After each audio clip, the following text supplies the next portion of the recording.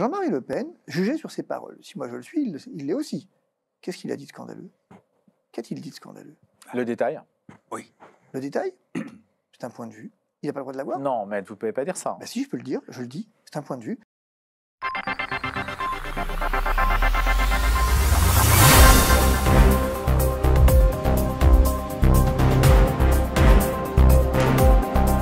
Jean-Marie Le Pen, personnalité controversée de la vie politique française qui a occupé un espace médiatico-politique considérable, peut-être démesuré, extravagant, quoi qu'on en pense, nous a quittés. Et avec lui, il y a une question qui se pose aujourd'hui puisqu'il a été appelé le diable. Alors il est logique que le diable soit en enfer normalement. On va se poser cette question qui est provocatrice, qui sert évidemment à savoir ce qu'il faut penser d'une certaine façon, ou ce que pensent nos invités de l'héritage, de la manière aussi dont Jean-Marie Le Pen a pu travailler nos imaginaires. Qui n'a pas dû prendre position sur le lepénisme à un moment ou à un autre? Et donc c'est avec le père Michel Viaud et maître Fabrice Divisio que nous allons explorer quelques-unes de ces questions. D'abord l'héritage, puis on parlera aussi de la question du pardon, la haine aussi dans la perspective chrétienne. C'est l'objet de notre discussion aujourd'hui. Bonjour père. Bonjour. Prêtre du diocèse de Blois et puis maître Fabrice Divisio, avocat. Alors la question peut paraître un peu sulfureuse, voire dérangeante, mais la poser, c'est aussi peut-être dire qu'on ne sait pas finalement juger, on n'a pas la capacité, père, de juger uniquement au regard de l'histoire, pas au regard de l'au-delà. D'autant plus que le dernier mot sur un homme, c'est Dieu qui le prononce. Et que, puisqu'il est question d'enfer, il n'y a pas d'enfer en ce moment. Tout simplement parce que nous ne sommes pas à la fin des temps, et que l'enfer est, comme on le dit en théologie, une réalité eschatologique, de l'eschaton, de la fin des temps, et qu'en ce moment, il y a par rapport à notre temps à nous, il y a ou bien ceux qui accèdent à la vision béatifique, ou bien ceux qui sont en train de purifier leur âme, c'est ce que disait Platon, et c'est ce qu'a repris l'Église catholique avec la question du purgatoire, et qui a été, je dirais, bien mise au clair par Benoît XVI, en montrant bien que le purgatoire n'était pas un lieu, mais un temps de purification des âmes. Un état. Un état, exactement. Donc l'enfer est vide aujourd'hui? Il n'y a pas d'enfer, non. Oui, il est vide. Pour moi, il est vide. C'est bien pour ça qu'on prie pour les défunts, qu'il faut prier pour les défunts, parce que supposer qu'il y ait un enfer, à ce moment-là, c'est fini. Ça veut dire que Dieu a prononcé son jugement. Vous ne pouvez pas aller contre le jugement de Dieu. L'Église n'a pas ce pouvoir. Hein?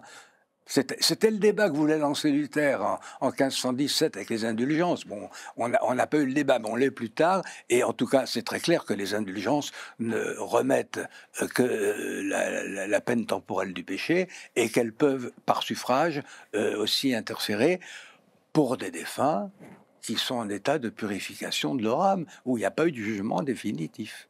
Allez-vous? Donc, il y a l'espérance toujours en la miséricorde et dans le pardon. C'est pour ça que l'Église catholique et d'autres confessions chrétiennes, d'ailleurs, insistent beaucoup sur le pardon. Et en particulier aussi vis-à-vis des gens qui sont morts et pour qui on demande en général beaucoup plus de prier que d'autres choses. Si on a formulé la question comme ça, Maître, c'est aussi parce que le mot de jugement de l'histoire, tel qu'il a été prononcé d'ailleurs par l'Élysée en écho à la mort de Jean-Marie Le Pen, a été aussi un mot fort, le mot jugement. Donc le jugement, ça appelle de dire, il y a un verdict à faire tomber là maintenant sur Jean-Marie Le Pen? Alors, je crois que le premier élément, je ne suis pas tout à fait d'accord sur un point. Vous dites que l'enfer est vide. Ce n'est pas tout à fait ce que dit le catéchisme quand même.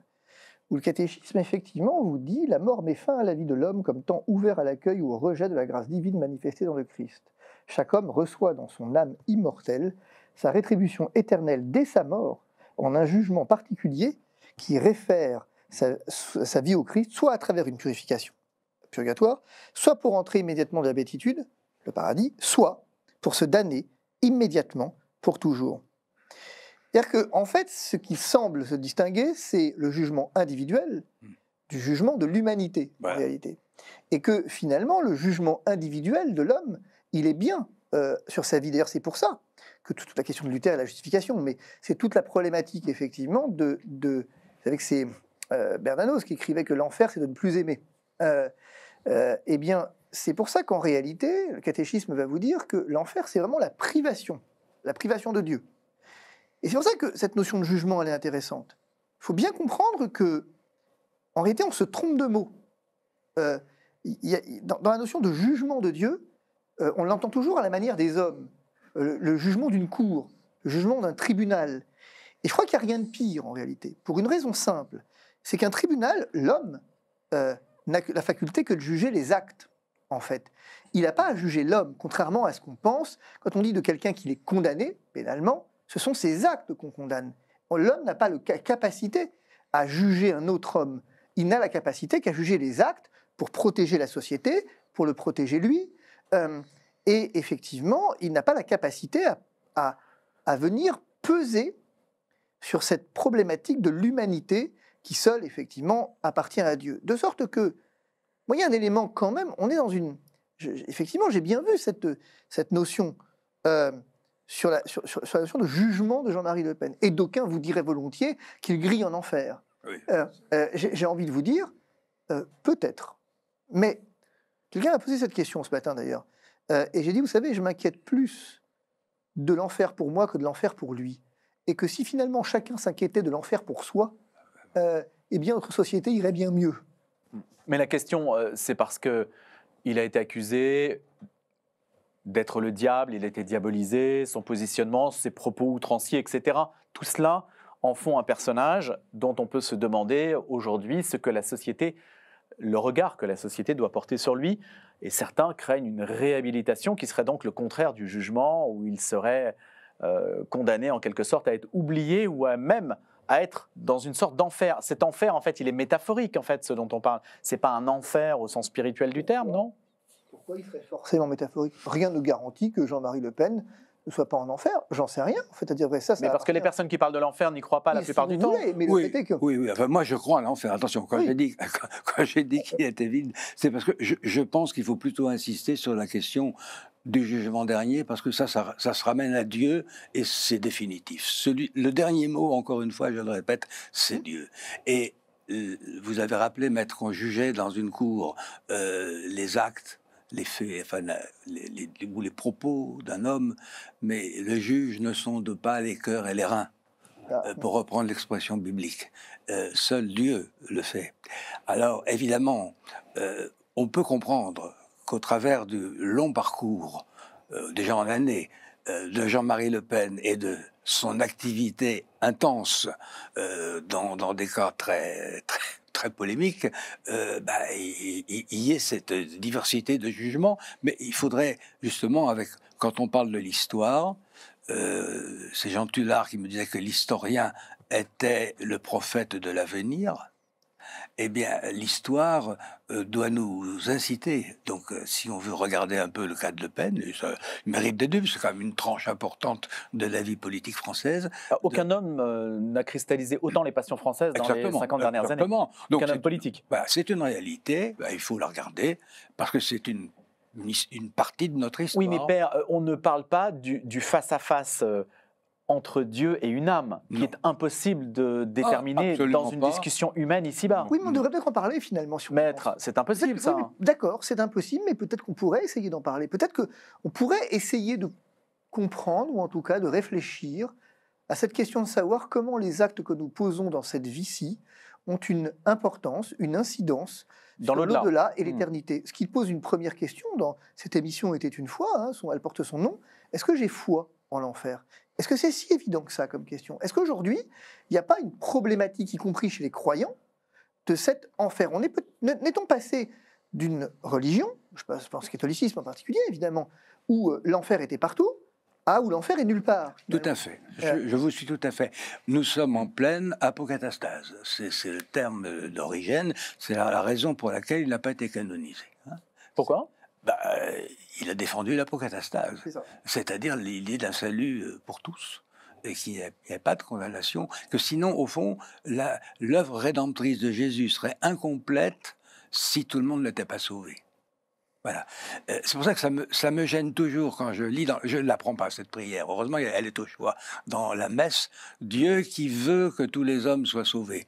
En soi, c'est juste. N'est-ce pas vrai, Père ? Si, c'est juste, mais balancé comme ça, parce qu'on vous dira, mais s'il veut que tous les hommes soient sauvés, puisqu'il est tout-puissant, donc il le sait. Enfin, la question c'est Dieu veut, mais est-ce que les hommes le veulent? Voilà, ah ben oui, mais c'est pour. Oui, voilà, oui. Mais dans une liturgie, on n'a pas le temps de. Voilà. C'est pour ça qu'il vaut mieux avoir des formules non ambiguës. Hein, voilà. Dieu appelle tous les hommes au salut. Ça, c'est l'évidence. Oui. Bon, appelle. Mais il veut notre réponse. Il ne veut pas nous sauver sans nous. Voilà. Mais nous sommes tous appelés. Tous. Il n'y a pas de discrimination chez Dieu.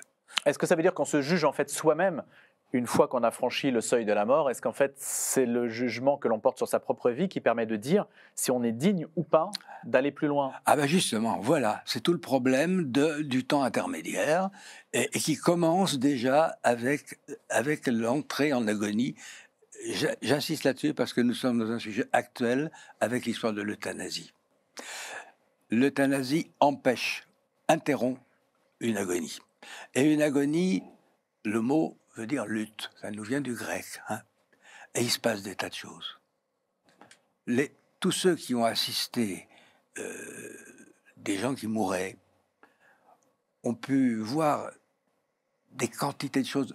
Par exemple, des gens qui étaient malades mentaux, des paranoïaques au dernier degré, retrouvaient leur lucidité, mais une lucidité tout à fait étonnante, pour se confesser et pour reconnaître des choses. Enfin, on se demandait si on avait affaire aux mêmes personnes, voyez-vous.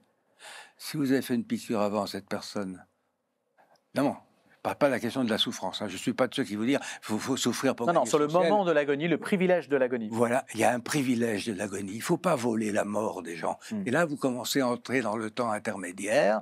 Et après, on ne sait pas trop ce qui se passe. Et comme je crois en la miséricorde de Dieu, sans oublier aussi le jugement, je pense aussi que nous avons peut-être encore un temps pour ce jugement, comme il y a un temps pour les prières des autres. Je crois qu'il y a plusieurs paramètres, si vous voulez, qui Jean-Marie Le Pen illustre bien. En premier lieu, le jugement des hommes est toujours un jugement superficiel. Finalement, qui connaît Jean-Marie Le Pen? Soyons honnêtes. Je veux dire, on connaît cet homme à travers ses sorties médiatiques, à travers ses excès, à travers ses violations de la loi, à travers des propos qu'on juge à tort ou à raison indignes, et sans doute à raison à bien des fois. Mais finalement, tout ça, ça représente quoi? C'est intéressant de savoir ce que ça représente dans la balance du cœur de l'homme. Au fond, est-ce qu'on juge un homme? Est-ce que je vous juge à la façon dont vous parlez, à ce que vous dites, à vos propos? Ou est-ce qu'effectivement, j'estime que l'homme est plus grand que son cœur, premier élément, et que le cœur est plus grand que l'homme, à la fois? C'est-à-dire que les deux sont vrais.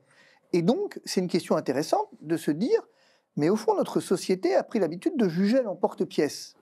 Premier élément, mais superficiel.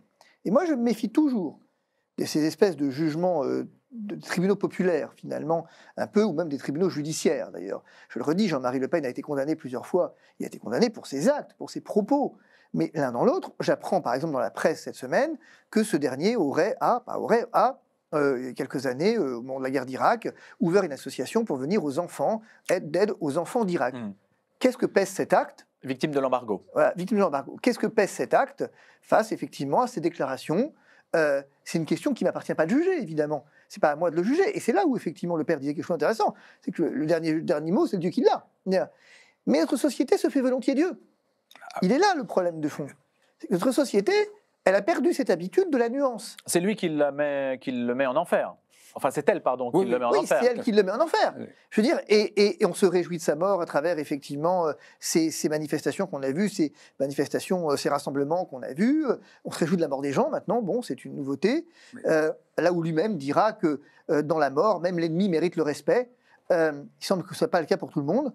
Et donc, ce que je veux dire, c'est que, cependant, ça nous permet de dire une chose intéressante sur le plan théologique et sur le plan, oui, disons, des fins dernières, sur le plan eschatologique, c'est qu'en fait, il faut bien comprendre de quoi on parle, je crois.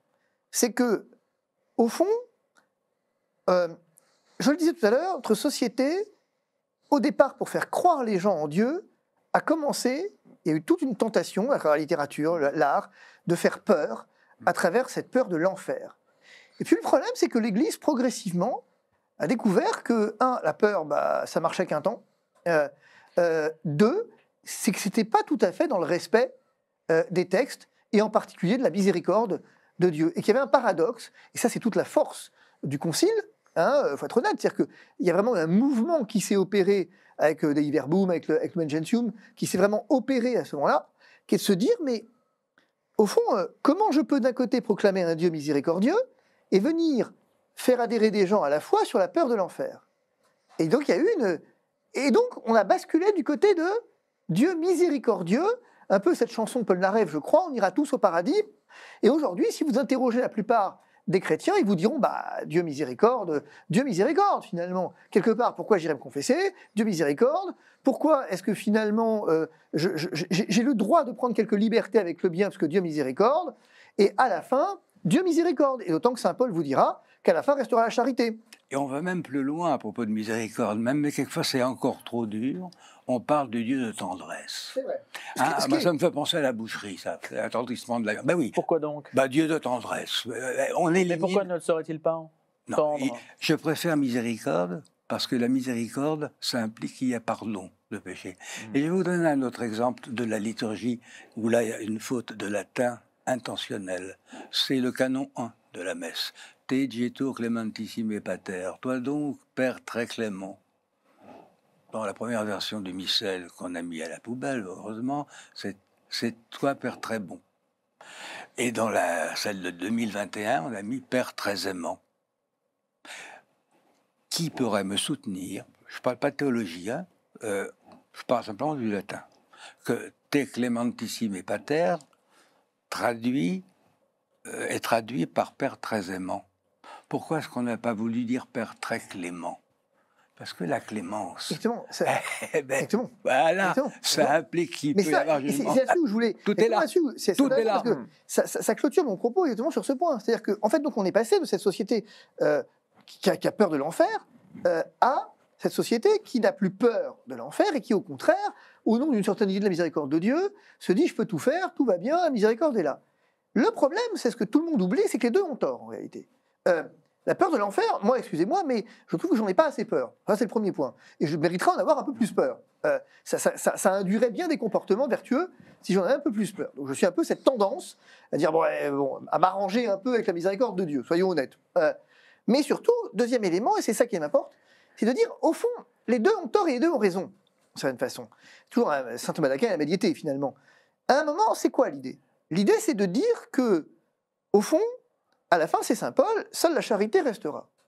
Le problème, c'est pas Dieu, c'est le bon larron. Le bon larron, à la fin, il n'y a pas de problème. Il y avait deux, il y a quand même, il faut se souvenir de ce qu'on dit, il y avait deux personnes autour de Jésus. Pourquoi seule l'une a été admise en paradis? Qu'est-ce qui fait qu'elle a été admise en paradis? On dit elle s'est repentie. Oui, c'est vrai, pas tout à fait. C'est pas ça, c'est qu'elle a reconnu le Christ comme sauveur. Elle l'a reconnu comme sauveur. Et donc, ce qu'elle n'a pas fait de sa vie, elle l'a fait dans ces derniers instants de l'agonie. D'où l'importance, effectivement, de l'agonie. Mais, moi, mon épouse admirable disait quelque chose que je crois passionnant il y a quelques années. Elle disait, il faut prendre l'habitude de dire oui à Dieu pour que le jour final, eh bien, tu continues de dire oui. Je n'ai peur de rien de plus que de ne pas lui dire oui au dernier jour. Et j'aime beaucoup cette idée de dire oui à Dieu, et qu'au fond, chaque jour devient l'occasion de dire oui à Dieu comme une espèce d'entraînement, de choisir chaque jour, de reconnaître chaque jour Dieu comme sauveur, juste pour que ce jour, eh bien, ultime, je sois tellement habitué, d'une certaine façon, à reconnaître comme mon Seigneur et mon Dieu que la question ne se pose pas. Les saints réflexes, n'est-ce pas? Et effectivement, si le bon larron a été amené à le considérer, parce que la scène est terrible, parce qu'elle a été précédée quand même de l'arrivée du diable, non pas dans les brigands, mais dans les grands prêtres qui disent à Jésus, si tu es le Fils de Dieu, descends de la croix et nous croirons en toi. Ben, le diable parle là, la tentation. C'est ça la dernière tentation du Christ. Bon. Alors que ce brigand, d'abord il reconnaît que la justice des hommes a été juste. Elle est condamnée à mort. Et c'est pour ça qu'il engueule l'autre. Nous, c'est juste. Miséricorde et justice, ça va ensemble. Mais voilà, il faut les deux. Il faut les deux, voilà. Sinon, on ne peut pas comprendre ce qu'est la miséricorde s'il n'y a pas la justice. Et on ne peut pas comprendre la justice s'il n'y a pas de miséricorde. Ce n'est pas une vraie justice. Il faut qu'il y ait voilà. Et il y a cette reconnaissance, lui, qu'il a. Et on l'attribue à Saint Augustin, un de ses commentaires, dit « Dis-moi, Laron, mais où as-tu appris ce que tu viens de dire là, entre deux crimes, entre deux vols, entre... » Et en fait, c'est assez intéressant, ce commentaire ancien, patristique, cet interrogatoire, vous ne l'avez pas dans la Bible, hein, c'est un commentaire, peut-être d'Augustin, sur, voilà, qu'est-ce qu'il lui fait? Eh ben, c'est parce qu'il reconnaît, il reconnaît sa faute et ce qui lui arrive est juste. Il ne dit pas, c'est pas de ma faute, c'est l'autre. J'ai pensé à Sainte Thérèse de l'Enfant Jésus et Pranzini. Voilà. C'est Sainte Thérèse qui veut, jusqu'au bout, qu'il soit sauvé. Et ce dernier acte, tu vas apprendre dans le journal que Pranzini a embrassé le crucifix. Oui, juste avant la guillotine, oui. C'est du même ordre. C'est du même ordre. Cette reconnaissance du Christ comme sauveur. Mais il y a un élément... En tout cas, on peut dire, Maître Divisio et Père Viot, la famille Le Pen, pour revenir au personnage qui nous réunit aujourd'hui, a dit qu'il avait été rappelé à Dieu. C'est une phrase qui peut paraître anodine, mais dans le communiqué qui a été fait, c'est une manière de signifier que sa fin de vie a été en conformité avec un certain itinéraire, semble-t-il. Ça, c'est pas à moi de le dire. Mais, ce que je crois... La formule n'est pas anodine. Moi, ce que je crois, c'est que tout le monde est rappelé à Dieu. Voilà. Que c'est pas ça, c'est pas Dieu qui n'a... Enfin, c'est un peu comme les vocations, finalement. C'est un peu le même problème que les vocations sacerdotales. Ça vous paraît neutre comme formule? Non, je dis que, en fait, c'est comme les vocations. Dieu continue d'appeler. Dieu s'est pas interrompu un jour en attendant d'appeler. C'est la capacité de l'homme à répondre qui interroge.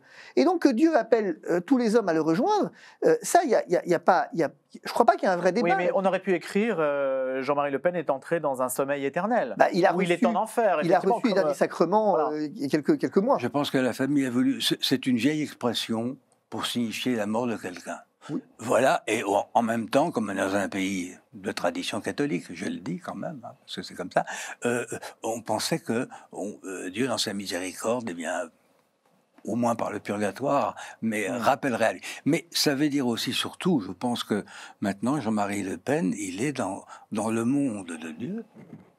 Et ça ne veut pas dire forcément qu'il est en paradis, qu'il a la vision béatifique tout de suite, non, mais il appartient maintenant à Dieu tout seul. Et ça ne nous interdit pas à nous, en tant qu'hommes, pour étudier notre histoire. On a toujours intérêt à étudier son histoire. Surtout l'histoire récente, c'est intéressant, comme l'histoire du passé d'ailleurs. Mais il appartient d'abord à Dieu maintenant. Voilà. Mais vous disiez tout à l'heure... Il est rappelé à Dieu, comme nous tous. Vous disiez tout à l'heure, Maître, nos actes, comment on peut évaluer effectivement nos actes? Si on écoute les multiples déclarations que Jean-Marie Le Pen a pu avoir sur les valeurs chrétiennes, sur le christianisme, ses relations avec le clergé étaient tout à fait mauvaises en France, en tout cas pour le reste, je l'ignore, mais elles étaient tout à fait mauvaises. C'est pour ça qu'il serait... Bref. Comment voyez-vous le rapport public qu'il a instauré avec le christianisme, et est-ce qu'il sera... d'une certaine façon, est-ce qu'on peut le juger là-dessus? Je vais vous répondre en disant que je ne suis pas capable de juger ça. Je vais vous dire pourquoi. Moi, je n'ai pas de rapport au christianisme, j'ai un rapport au Christ.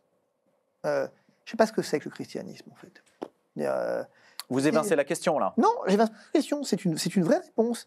C'est-à-dire que moi, si vous m'écoutez, alors mon rapport au christianisme, j'espère qu'on ne sera pas jugé sur mon rapport au christianisme, parce que sinon je suis mal, hein, je vous le dis. Non, je suis très très mal. Et si on est jugé sur notre capacité à pas critiquer l'Église, je suis très mal. Quoi. Ce n'est pas ce que je voulais dire. À la culture chrétienne qu'il avait, lui. Oui. Ça, c'est certain. Oui, mais ce que je veux dire, c'est références. Il a eu des références chrétiennes. Jésuites. Bref. Élevé chez les jésuites. Voilà, déjà, c'est un premier... Bref. Certains pourraient dire que c'est déjà un premier problème, mais je ne dirais pas ça. Le fait est que, ce que je veux dire, c'est que, si vous voulez, il y a un élément qui me stupéfie dans notre société, c'est sa capacité à sanctifier et à diaboliser. Je vous donne un exemple. L'abbé Pierre. L'abbé Pierre a été canonisé de son vivant.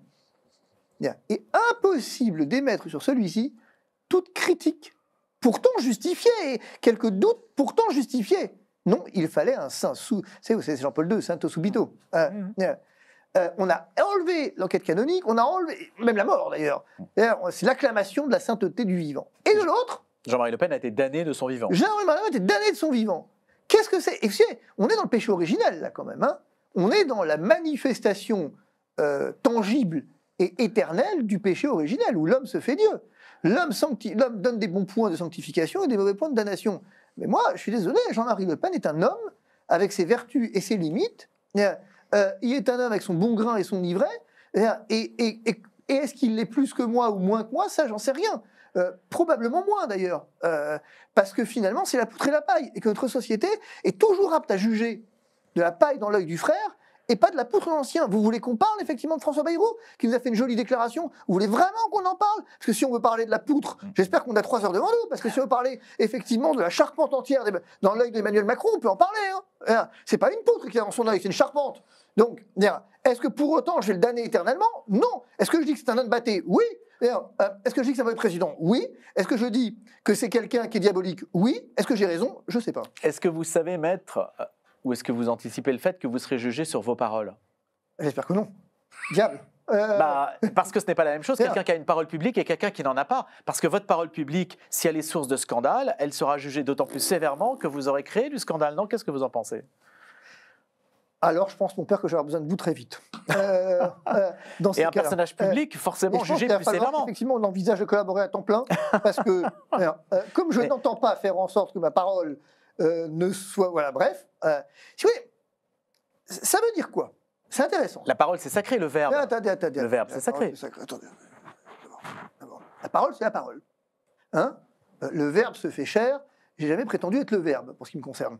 Hein? Donc ma parole, elle est forcément limitée. Et elle est forcément blessée, premièrement. Et elle est forcément blessante, du coup. Seule la parole du Christ n'est pas blessante. Seul le verbe n'est pas blessant. Je veux dire, votre parole, la mienne, elles sont forcément blessées à l'aune du péché originel, et donc elles sont nécessairement blessantes, puisqu'elles sont imparfaites. Ça, c'est le premier point. Le deuxième point, c'est quoi un scandale? Aujourd'hui, est-ce que la vérité est un scandale? Oui. Est-ce que le Christ a fait scandale? Est-ce qu'il n'y a pas plus grand personnage qui a fait scandale que le Christ? Il a fait scandale dans le milieu juif, il a fait scandale au sein de... Il a été trahi quand même, hein, il a fait scandale au sein de ses apôtres, il est l'homme du scandale. Ça dépend si vous recherchez le scandale en lui-même, ou si vous cherchez la vérité, et qu'effectivement, la vérité, elle est source de scandale, parce qu'elle est source de liberté. Vous savez, dans la parole publique, d'abord, je ne témoigne pas de moi, ça c'est la première chose, moi je ne suis personne, et je n'ai aucune prétention de vérité. Ça c'est le premier point. Le deuxième point, c'est que la parole qui est la mienne, elle est toujours axée sur la vérité. Et, voilà. Après, je ne peux pas vous faire la... Qu'est-ce que ça veut dire axé sur la vérité? C'est Pilate, là. Qu'est-ce que la vérité? Non, l'avocat est auxiliaire de justice, il ne faut pas l'oublier aussi. Oui, mais dans le prétoire. Oui, voilà. Prétoire. De la vérité judiciaire, qui n'est pas la vérité. Il est exact de dire que depuis quelques années, ma parole a dépassé les champs du prétoire. Mon ordre a su me le rappeler.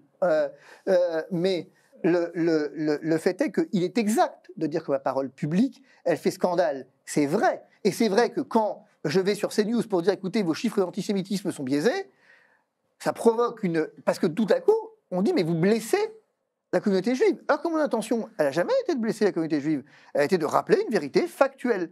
Après, si cette vérité est source de scandale, c'est leur problème, pas le mien. Comment...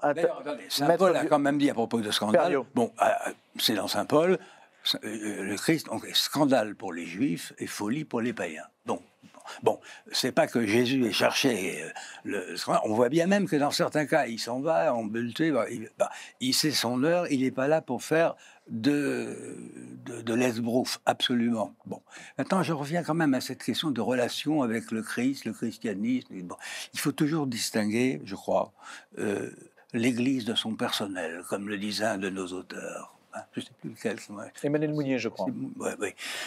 Parce que bon, c'est vrai que le Christ est dans son Église, mais c'est quand même effectivement le plus important, c'est le rapport que j'ai, moi, avec le Christ, mon Sauveur. Bon, tout le piétisme, on lui a reproché de dire mon Sauveur. J'avais réaction contre le piétisme dans les années 65-68. Il faut plus de cantiques où on dit moi ou mon Sauveur. Il faut mettre du nous partout. Bon, il faut un équilibre, parce que bien sûr il y a la communauté, mais le plus important c'est ce que je ressens avec mon Sauveur. Et est-ce que je suis habitué justement à lui dire oui? Et ça, mais on est dans le fort interne, là. Oui, mais... On n'est pas dans la parole publique. Mais on y vient vite, forcément, parce que nous sommes appelés à témoigner. Et c'est là que la mauvaise compréhension de la laïcité, parce que la laïcité à la française, telle que certains nous la décrivent. Ce n'est absolument pas ça. Reportez-vous aux écrits de mon ami Bobéro là-dessus, Jean Bobéro. Jean Bobéro, qui a écrit les choses les plus sûres et qui est dans la ligne d'ailleurs de cet historien catholique qui est mort, qui était spécialiste du 19e siècle, le nom ne me revient pas, et qui a dissuadé M. Hollande d'ailleurs de placer la loi de séparation de l'Église et de l'État dans la Constitution. Donc c'est tout de même pas rien. Bon, non, la laïcité à la française, c'est pas de réserver la religion à la conscience privée ou simplement à l'intérieur de l'Église. On a le droit de parler en public et de parler de sa foi en public. Je vais rebondir sur votre question quand même. Allons plus loin. Jean-Marie Le Pen. Jean-Marie Le Pen, jugé sur ses paroles. Si moi je le suis, il l'est aussi. Qu'est-ce qu'il a dit de scandaleux? Qu'a-t-il dit de scandaleux? Le détail? Oui. Le détail? C'est un point de vue. Il n'a pas le droit de l'avoir? Non, mais vous ne pouvez pas dire ça. Ben si, je peux le dire, je le dis. C'est un point de vue. C'est un point de vue condamnable par la loi. Mais a-t-il encore le droit de considérer que dans le marasme de la Seconde Guerre mondiale, la Chambre des gaz... Je ne dis pas que je suis d'accord, et je ne dis pas qu'il a raison. Je dis qu'il a exprimé un point de vue. On est jugé sur ses points de vue? Non, mais c'est intéressant comme question. Ça veut dire qu'effectivement, il a exprimé un point de vue politique, peu importe qu'il ait raison ou tort. Et je considère qu'il a tort, évidemment. Je dis qu'il a tort, évidemment qu'il a tort. Mais parce qu'il a tort et que son propos, effectivement, est historiquement problématique, du coup, il est moralement problématique, du coup, il est eschatologiquement, si je puis dire, problématique. Il est entré en enfer à ce moment-là. J'entends au regard des hommes. Oui. Mais je m'en fous des hommes, moi. Oui, non, mais... De la bien-pensance. De la bien-pensance. Oui, mais au-delà de la bien-pensance, quand même, vous avez dit à l'instant, j'ai une parole, je suis blessé par le péché originel, donc mes paroles sont forcément blessantes. On ne peut pas nier le fait que le mot détail soit perçu comme une offense extrême à l'égard de gens qui ont énormément souffert. Je ne comprends même pas qu'on puisse douter de ça. Je n'en doute absolument pas, et c'est le point faible, effectivement, dans tout le discours de Le Pen, où il a dit des choses extrêmement intéressantes. Ça a mis fin à sa carrière politique. Oui, et encore, il a rajouté du rafour crématoire. Oui. Hein, et ça, il y a des jeux de mots. En fait, il est dans la provocation. Et qu'est-ce que vous dites là-dessus, maître? Vous dites que c'est la liberté de la parole, etc. Non, mais il y a deux choses. Ce que je veux dire, c'est qu'il ne faut pas se tromper de débat. Voilà. C'est-à-dire que, est-ce que parce qu'il a fait un jeu de mots blessant et parce qu'effectivement, il a eu une parole grave, sur effectivement la Seconde Guerre mondiale et sur le détail, ça le damne à jamais? Que c'est la société de les damner? Admettons, et je vais y revenir. Mais là, sur le thème du débat, qui est la damnation effectivement éternelle, vous imaginez, si parce qu'il a eu deux paroles graves et malheureuses, il est damné, et ben je vais vous dire, j'espère qu'effectivement l'enfer est bien infini, parce qu'il y a du monde. Hein. Oui, il y a du monde. Il y a de la place. Ce n'est pas le nombre, le nombre ne fait rien à l'affaire. Vous dites deux paroles, il n'y en aurait qu'une, ça serait tout aussi grave. Mais c'est ce que je vous dis. Donc justement, ce que je vous dis, c'est que c'est un mot même c'est un seul mot. Non mais vous imaginez si effectivement vous m'expliquez que d'abord, s'en est-il repenti? Qu'est-ce qu'on en sait finalement? Premier élément, qu'en sait-on? Qu'est-ce que l'on sait de sa vie? Et imaginons qu'à la fin de sa vie, il s'en soit repenti. On en revient. Vous voulez dire publiquement, publiquement, je m'en fous. C'est-à-dire que pour le coup, ça concerne sa conscience et Dieu. Le bon larron s'est pas repenti publiquement. Il n'a pas demandé un mégaphone pour venir effectivement s'excuser auprès de je ne sais pas qui. C'est le problème de sa conscience et Dieu. Maintenant sur le public. Mais je vais vous dire, le public, il a quand même une tendance à envoyer en enfer bien du monde sauf lui. Oui. C'est-à-dire que ce que j'observe... Sauf lui, sauf le public. Sauf le public. J'observe qu'effectivement, nous sommes tous vertueux. Vous savez, c'est les fameux résistants de la Seconde Guerre mondiale. Nous avons une société de résistants. Hein, Henri Lamoureux avait écrit 40 millions de collabos. C'est exactement ça. C'est-à-dire que pourtant, nous avons eu 40 millions de résistants en France. Historiquement, après coup. Donc, vous observez que notre pays, on se demande pourquoi il va si mal. Nous n'avons que des hommes vertueux. C'est fou quand même. Je ne comprends vraiment pas que ce pays aille si mal, vu le nombre d'hommes vertueux qu'on a. La vérité, c'est que, je le redis, on regarde volontiers la paille dans l'œil du voisin plutôt que la poutre énorme dans le sien et la charpente qu'on a dans le sien. Alors vous me pardonnerez si, pour ce qui me concerne, avant de faire le procès canonique ou civil de Jean-Marie Le Pen, je vais faire le mien. Et que, pour le coup, je m'interroge plus sur ma capacité à dire oui, alors parler de mon Seigneur et mon Dieu, mais il y a les deux. Il y a un salut collectif, Et il y a un salut individuel. Et c'est là où c'est intéressant. C'est que ce qu'a fait Jean-Marie Le Pen sur le plan collectif, c'est lui. Enfin, c'est la société. La société le jugera, l'histoire le jugera comme elle veut le juger. Et je me méfie toujours des jugements de l'histoire. Maintenant, pour le reste, finalement, c'est entre lui et son créateur, j'ai envie de dire. Tandis que, dernier point, je reviens quand même sur un point. Vous dites, une parole suffirait. Regardez le reste. C'est un homme politique qui, dans un débat public, a cherché à expliquer les problèmes que posait l'immigration, le problème vous savez, il était patriote, vous savez que le poète, enfin, l'auteur qui a écrit, patriotisme c'est Romain Gary, patriotisme c'est l'amour des siens, nationalisme c'est la haine des autres. Il était nationaliste ou patriote? Question intéressante. Est-ce que le patriotisme, vous savez, aujourd'hui c'est amusant parce que regardez tout ce qu'on dit sur la Russie. Aujourd'hui, le diable c'est plus Jean-Marie Le Pen, c'est Poutine. On aime bien avoir des diables. Et Zelensky est devenu le Christ. Il passe de Churchill au Christ en l'espace d'un instant, en fait. C'est à la fois Saint Paul, Saint Pierre, le Christ, un peu tout à la fois, finalement, ce brave homme. C'est comme ça que ça fonctionne. Mais le cœur humain a besoin de sanctifier ou de punir. Bah, c'est ça que ça veut dire? Je vais vous dire un truc. Je ne sais pas. Hein. Je vais vous dire un truc. Si le cœur humain a besoin de sanctifier, il y a un truc qui s'appelle les saints. Il peut essayer de s'y référer, c'est pas mal comme référence, premièrement. Et si ça ne devait lui suffire, il y a le saint des saints. Ça aussi, c'est pas mal. Et si effectivement notre société veut diviniser, je vais vous dire, quelqu'un l'a compris. C'est l'Éternel. L'a compris, c'est pour ça qu'il a envoyé le Christ. Enfin, juste un tout petit mot, une parenthèse. On imagine que ça prenne comme révolution, ça. Parce que le cœur humain a besoin de diviniser, et qu'il a divisé les idoles, Dieu s'est fait homme, pour que l'homme ait une référence, pour que ça soit accessible. Bon.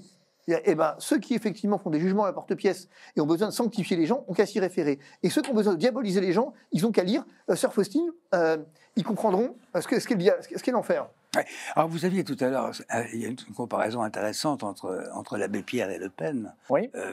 Il faudrait rebondir là-dessus, parce que tout de même, l'Église, un peu avant l'affaire de l'abbé Pierre, avait quand même été très lourdement accablée, et souvent à juste titre, pour les fameux abus. Bon. Et il y a eu effectivement des erreurs dans tel ou tel diocèse, d'évêques qui n'ont pas appliqué tout simplement le droit de l'Église. Parce que s'ils avaient appliqué le droit de l'Église, il n'y aurait pas eu ces problèmes. Bon. En ce qui concerne l'abbé Pierre, je dis cela parce que je vois que je suis bien obligé de dire qu'Emmaüs a choisi pour faire une enquête quelqu'un que l'on peut contester, c'est tout. Contester quant à des a priori possibles. Parce que dans le cas de l'abbé Pierre, s'il y a bien une organisation, une institution qui n'a absolument rien à se reprocher, c'est l'Église catholique. Parce qu'elle a toujours mis en garde les autorités. Il y a les lettres. Ah ben oui, mais il y a les lettres. On peut en débattre parce que l'Église catholique aurait dû le réduire depuis longtemps à l'état laïque. Mais on ne pouvait pas. On ne pouvait pas parce qu'il y avait des interventions. Enfin, la première intervention, vous le savez, c'est celle du cardinal Feltin à Michelet pour empêcher une promotion dans la Légion d'honneur. Et immédiatement, le pouvoir politique a dit non. Et comme, ben voilà, on était en 56, 57. Bon, et comme on sortait, on n'était pas encore remis du syndrome de Vichy, il faut bien voir, hein, en 45, on demande 65 démissions d'évêques.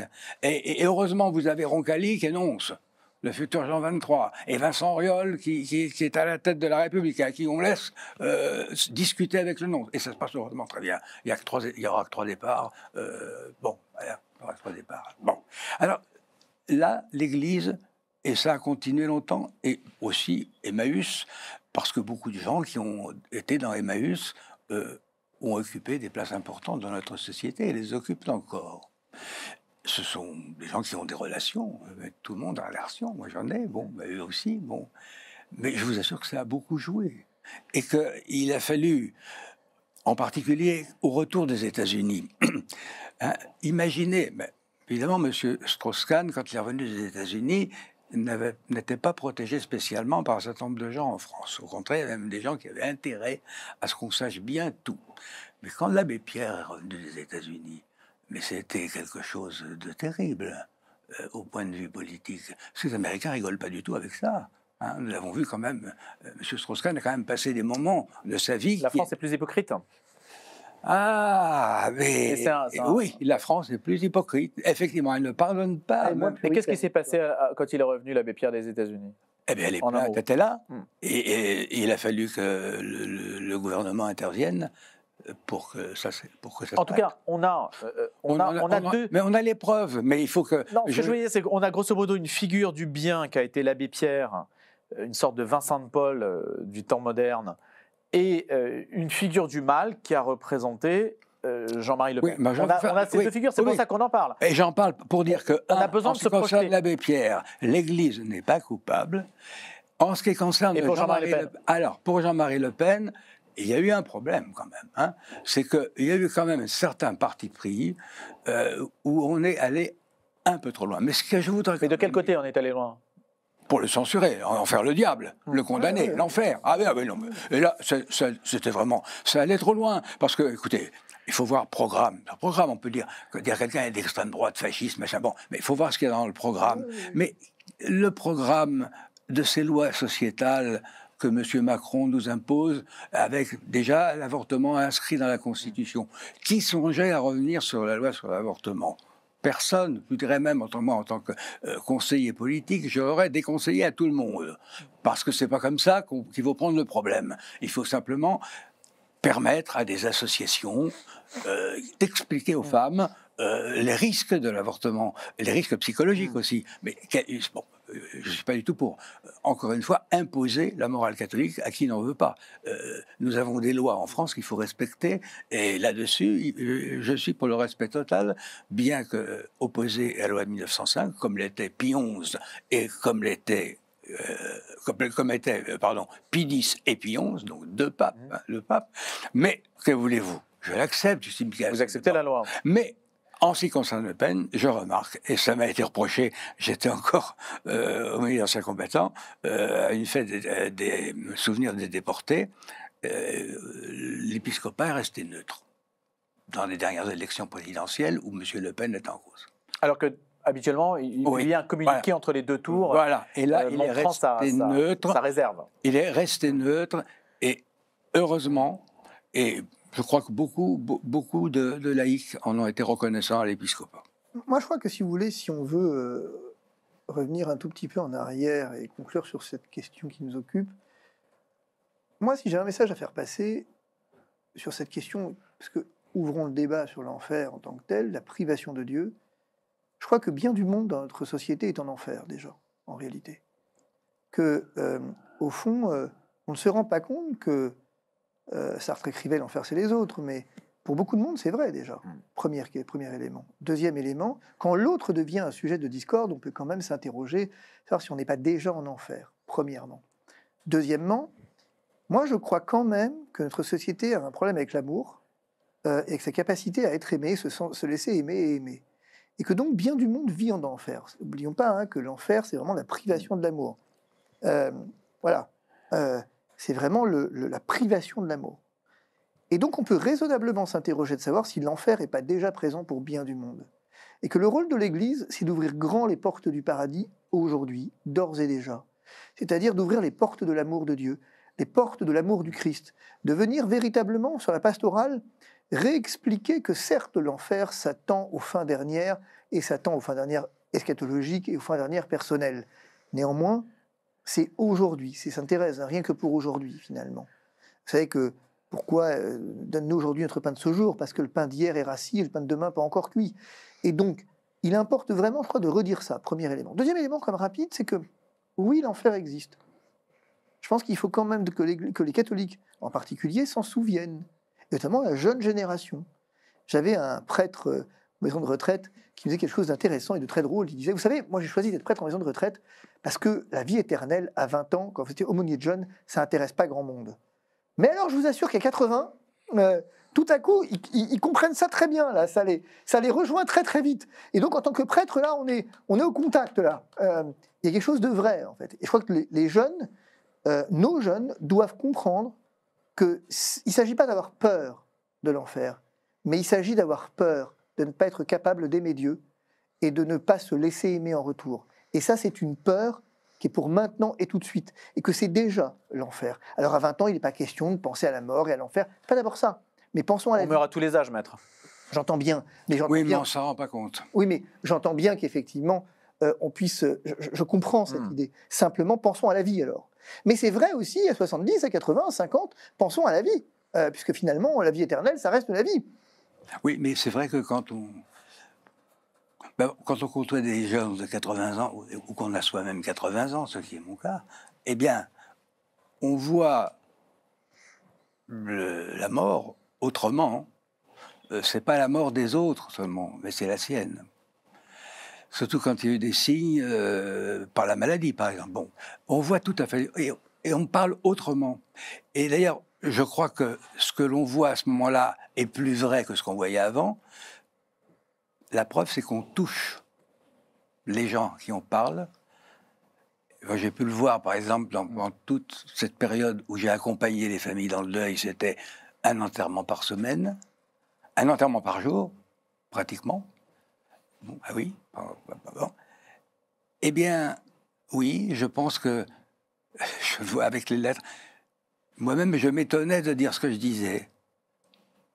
Et ça, c'est la question de l'âge, et puis de se dire aussi, l'éternité, c'est difficile à penser. Moi, je la pense comme ça, l'éternité, c'est le moment où le temps n'aura plus de limite pour moi. Ma dernière question.